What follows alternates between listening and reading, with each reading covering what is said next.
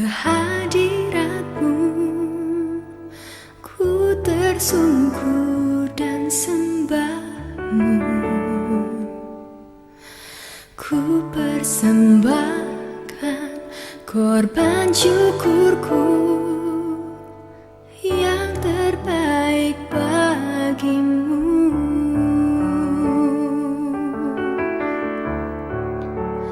Ku bawa korban syukur ke tempat kudus-Mu Tuhan. Hatiku limpah dengan syukur, sebab Tuhan baik selamanya.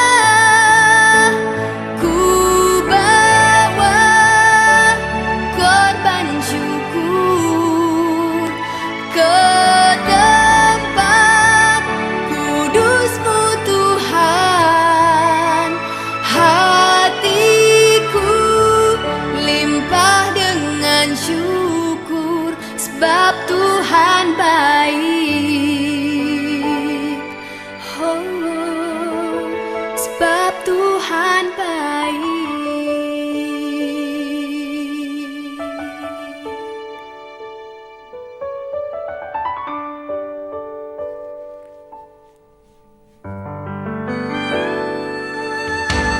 Saat ku masuk ke hadirat-Mu, ku tersungkur dan sembah-Mu. Ku persembahkan korban syukurku yang terbaik bagimu.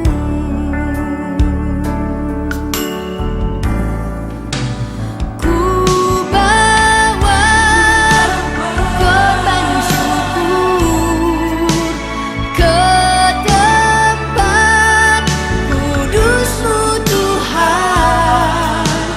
Hatiku limpah dengan syukur, sebab Tuhan baik selamanya. Ku bawa korban syukur ke tempat kudus-Mu Tuhan. Hatiku limpah dengan syukur, sebab Tuhan baik. Oh, sebab Tuhan baik.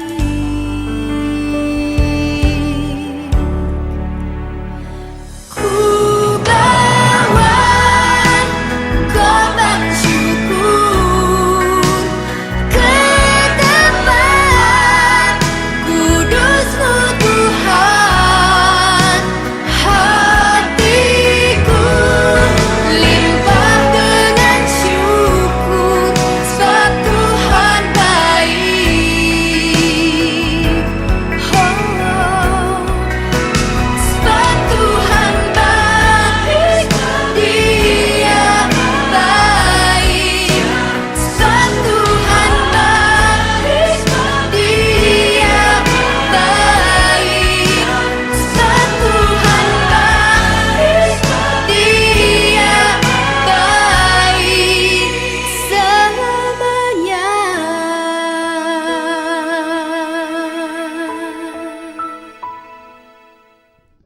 Shalom, selamat pagi siswa-siswi SMA Immanuel Batu.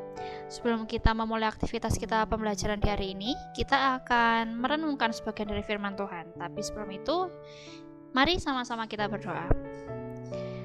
Bapa kami yang di sorga, terima kasih Tuhan buat berkat baru yang Kau beri Tuhan di pagi hari ini, kesempatan untuk kami menikmati hari-Mu Tuhan, dan kami akan memulai aktivitas kami di pagi hari ini. Tapi sebelumnya kami mau merenungkan sebagian dari firman-Mu ya Bapa. Berikan kami hati yang mau dengar-dengaran akan kebenaran firman-Mu ya Bapa. Biar firman-Mu mengubahkan setiap hidup kami untuk jadi semakin serupa dengan gambar-Mu ya Bapa. Kami serahkan hati kami ke dalam tangan kuasa-Mu yang kudus. Haleluya Tuhan, amin. Renungan kita di pagi hari ini terambil dari Matius 7 ayat 13 sampai 29. Demikianlah firman Tuhan. Matius 7 ayat 13 sampai 29. Masuklah melalui pintu yang sesak itu, karena lebarlah pintu dan luaslah jalan yang menuju kepada kebinasaan, dan banyak orang yang masuk melaluinya. Karena sesaklah pintu dan sempitlah jalan yang menuju kepada kehidupan, dan sedikit orang yang mendapatinya. Waspadalah terhadap nabi-nabi palsu yang datang kepadamu dengan menyamar seperti domba, tetapi sesungguhnya mereka adalah serigala yang buas. Dari buahnya lah kamu akan mengenal mereka. Dapatkah orang memetik buah anggur dari semak duri, atau buah ara dari rumput duri? Demikianlah setiap pohon yang baik menghasilkan buah yang baik, sedang pohon yang tidak baik menghasilkan buah yang tidak baik. Tidak mungkin pohon yang baik itu menghasilkan buah yang tidak baik, ataupun pohon yang tidak baik itu menghasilkan buah yang baik. Dan setiap pohon yang tidak menghasilkan buah yang baik pasti ditebang dan dibuang ke dalam api. Jadi dari buahnya lah kamu akan mengenal mereka. Bukan setiap orang yang berseru kepadaku Tuhan, Tuhan akan masuk ke dalam kerajaan sorga, melainkan dia yang melakukan kehendak Bapakku yang di sorga. Pada hari terakhir, banyak orang akan berseru kepadaku, Tuhan, Tuhan, bukankah kami bernubuat demi namamu, dan mengusir setan demi namamu, dan mengadakan banyak mukjizat demi namamu juga? Pada waktu itulah aku akan berterus terang kepada mereka dan berkata, aku tidak pernah mengenal kamu, menyalah daripadaku, kamu sekalian pembuat kejahatan. Setiap orang yang mendengar perkataanku ini akan melakukannya. Ia sama dengan orang yang bijaksana yang mendirikan rumahnya di atas batu. Kemudian turunlah hujan dan datanglah banjir, lalu angin melanda rumah itu. Tetapi rumah itu tidak rubuh sebab didirikan di atas batu. Tetapi setiap orang yang mendengar perkataanku ini dan tidak melakukannya, ia sama dengan orang yang bodoh yang mendirikan rumahnya di atas pasir. Demikian turunlah hujan dan datanglah banjir, lalu angin melanda rumah itu, sehingga rubuhlah rumah itu dan hebatlah kerusakannya.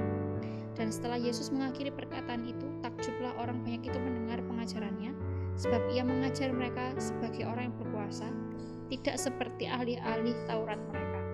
Renungan kita di pagi hari ini berjudul tentang buktikan bila kau percaya. Ada ungkapan yang mengatakan, jika benar-benar cinta, tunjukkanlah melalui tindakan, jangan sebatas perkataan saja. Kalimat seperti itu mungkin sering kita dengar ketika mencoba membangun relasi dengan orang yang kita sukai. Pesan yang sama juga berlaku dalam relasi manusia dengan Tuhan. Kalau kita sayang sama Tuhan, kalau kita cinta sama Tuhan, tunjukkan melalui tindakanmu dalam kehidupanmu sehari-hari. Jalan yang ada di dunia ini diibaratkan hanya berbagi atas dua jalan. Jalan yang satu lebar tetapi berujung pada kematian kekal. Jalan yang lain sempit tetapi berujung pada kehidupan kekal. Dari kedua jalan ini kita melihat ada dua tipe manusia yang terlihat sama tetapi berbeda. Perbedaannya ada pada pangkal dan buahnya. Pertama, tipe manusia yang melalui jalan lebar. Manusia ini seolah-olah mendengarkan firman Tuhan, beribadah, mengajarkan firman, dan bahkan mungkin melakukan tanda-tanda ajaib. Namun demikian, manusia ini tidak sungguh-sungguh melakukan firman Tuhan. Yang kedua, manusia yang melewati jalan sempit. Manusia ini mendengarkan firman Tuhan, lalu menghidupi firman tersebut dalam kehidupan pribadi. Ia melakukan kehendak Allah, ia mempermuliakan Allah Bapa di dalam anaknya.